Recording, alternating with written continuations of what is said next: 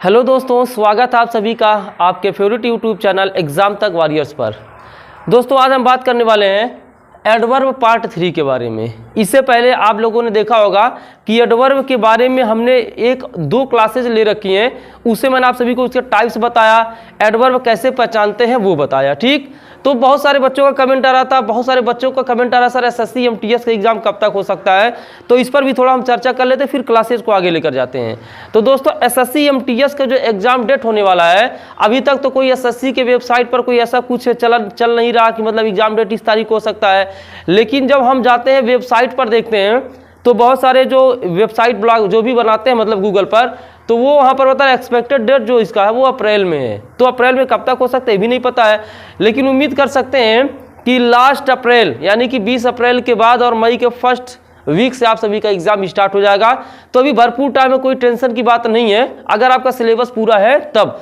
अगर सिलेबस नहीं पूरा है तो आप सभी के लिए टेंशन की बात जरूर है।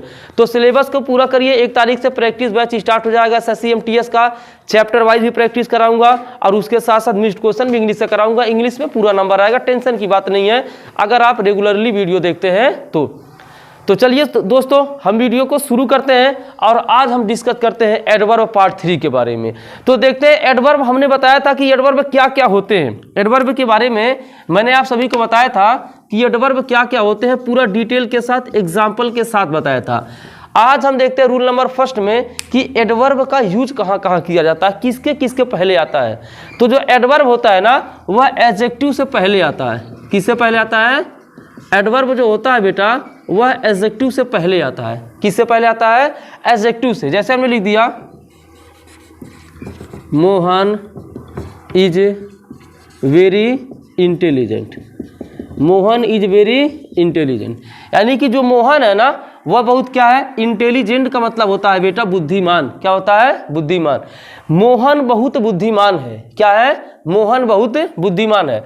तो इंटेलिजेंट जो यहाँ पर है वो एडजेक्टिव का काम कर रहा है। किसका काम कर रहा है? एडजेक्टिव का। मैंने एडजेक्टिव के क्लास में बता रखा कि एडजेक्टिव किसे कहते हैं, पहचानने का तरीका भी बताया था। एडजेक्टिव पॉजिटिव डिग्री है, इसका कंपैरेटिव डिग्री मोर एडजेक्टिव हो जाएगा और इसका सुपरलेटिव डिग्री मोस्ट इंटेलिजेंट हो जाएगा।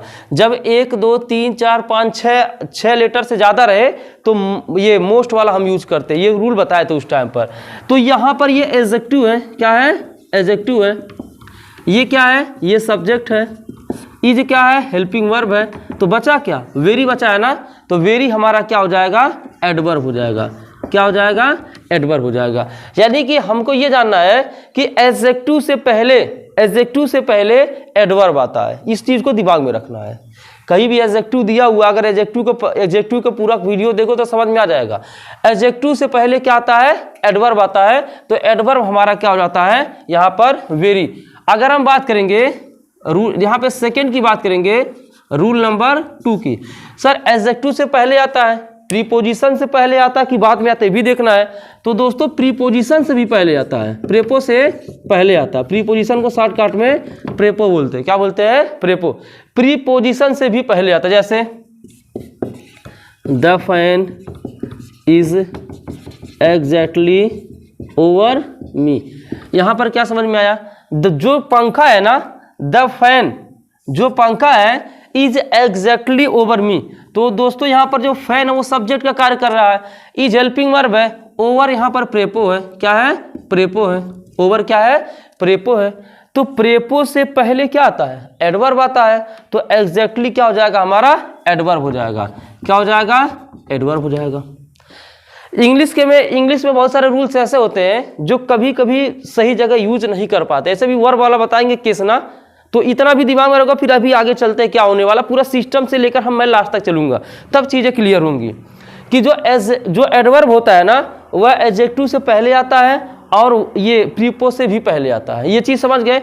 लेकिन यहाँ पर रूल नंबर 3 हमारा ये कह रहा है कि वर्ब के बाद में आती है। एडजेक्टिव और प्रेपो से पहले तो आ जाती है लेकिन वर्ब के बाद आती है। तो यहाँ पर क्या हो जाएगा? वर्ब के बाद आती है। वर्ब के बाद आती है। वर्ब के बाद क्या आती है? वर्ब के बाद एडवर्ब आती है। क्या आती है? एडवर्ब। जैसे he works hard. He works hard, वह कठिन परिश्रम करता है। वह क्या करता है? कठिन परिश्रम करता है। तो वर्क हमारा यहाँ पर क्या है? वर्क हमारा यहाँ पर है दोस्तों वर्ब। क्या है? वर्ब। ही हमारा क्या है? सब्जेक्ट। और यहाँ पे जो हार्ड जो बचा है क्या हो जाएगा? एडवर्ब का कार्य कर रहा है। किसका कार्य कर रहा है? एडवर्ब का। तो हार्ड हमारा क्या हो जाएगा? एडवर्ब हो जाएगा। ठीक, उम्मीद करता हूँ ये चीज़ आप सभी लोगों के समझ में आ गया होगा। ठीक है ना। अब ऐसे देखेंगे, I will certainly miss you. अब देखेंगे सर यहां पर क्या चीजें हो रही हैं। I will certainly miss you. Certainly का मतलब होता है निश्चित रूप से। क्या होता है? निश्चित रूप से। I will certainly miss you. अब ये सेंटेंस सही है कि गलत है, इस पर हम डिस्कस करेंगे। फिर मैं आगे लेकर चलूंगा और आपको एक बेहतरीन सा लाजवाब सा कंटेंट यहां पर दे रहा हूं अभी के लिए। आई क्या है? आई दोस्तों यहां पर सब्जेक्ट है। क्या है? सब्जेक्ट है। विल हमारे सामने क्या है? विल हमारा हेल्पिंग वर्ब है। विल हमारा क्या है? हेल्पिंग वर्ब है। यार यही तो होता है, विल सेल हो गया, डू डज हो गया, डिड हो गया, इज एम आर जो है, यही तो हेल्पिंग वर्ब है। बाकी हेल्पिंग वर्ब कहीं से बनकर थोड़ी ना आ रहा है। अब देखेंगे यू यहाँ पर किसका काम कर रहा? ऑब्जेक्ट का काम कर रहा। किसका काम कर रहा? ऑब्जेक्ट का। अब ये बचा मिस और सर्टेनली। इसी में से एक वर्ब होगा और इसी में से एक एडवर्ब होगा। मिस का मतलब होता है याद करना। याद करना अंतिम में ना आ रहा है ना, तो ये क्या हो जाएगा? वर्ब हो जाएगा। अब ये क्या बन रहा? यही हमारा क्या हो जाएगा? एडवर्ब हो जाएगा। लेकिन अब यहाँ पर रूल में थोड़ा सा मिस्टेक। अब कहोगे सर यहाँ तो वर्ब से पहले आ रहा था, जो यहाँ पर एडवर्ब था वह वर्ब के बाद आ रहा था। लेकिन यहाँ तो जो एडवर्ब है वह तो वर्ब से पहले आ रहा है। और ये सही है कि गलत है? तो ये सही है। ये क्या है? सही है। अब इसके पीछे रीजन क्या है? यार सर ये सही क्यों है? यहाँ पे तो वर्ब पहले आया तब भी सही हो गया, यहाँ वर्ब बाद में आया तब भी सही हो गया। अब इसी चीज़ को हम लेकर चलेंगे कि सर ये सही कैसे हो रहा है। ये रूल एकदम सही है।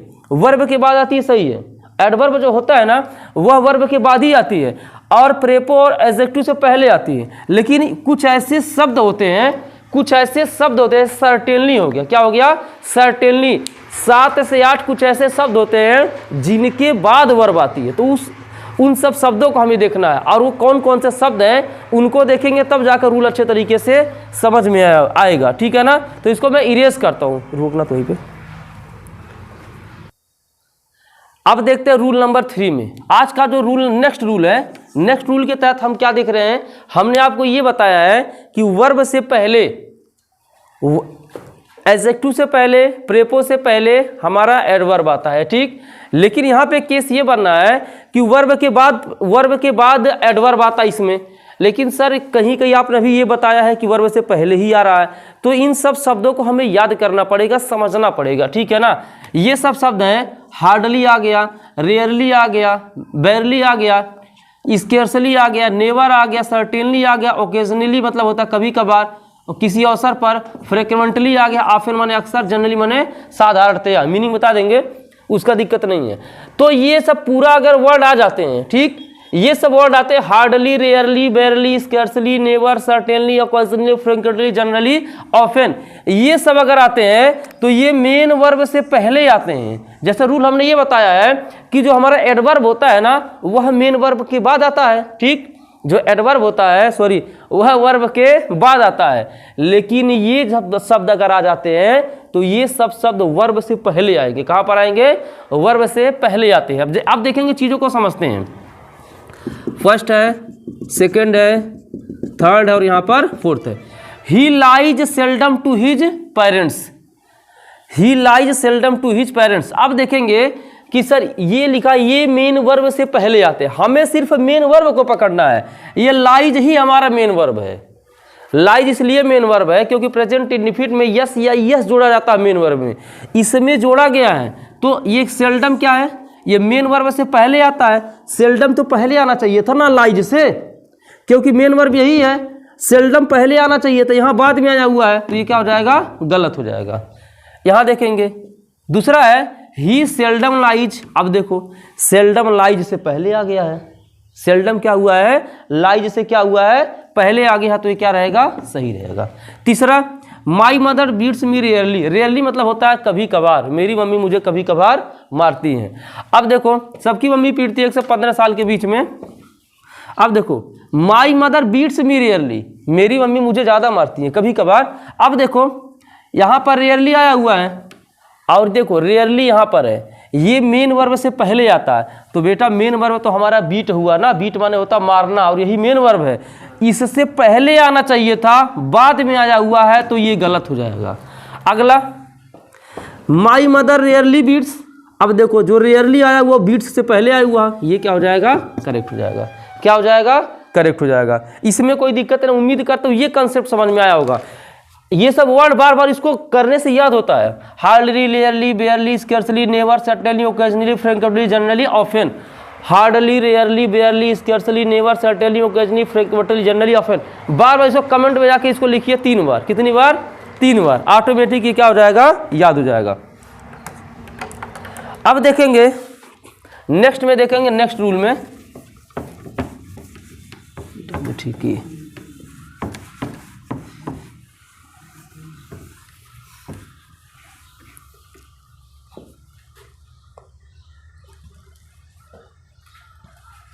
अब नेक्स्ट रूल को हम देखेंगे नेक्स्ट वीडियो में, और उसमें हम सब सीखेंगे इन्वर्जन का क्या रूल होता है। उसमें हम क्या सीखेंगे कि इन्वर्जन का क्या रूल होता है। तब तक के लिए मिलते हैं नेक्स्ट वीडियो में, तब तक के लिए धन्यवाद साथियों, वीडियो को पूरा देखने के लिए। बंद कर दो।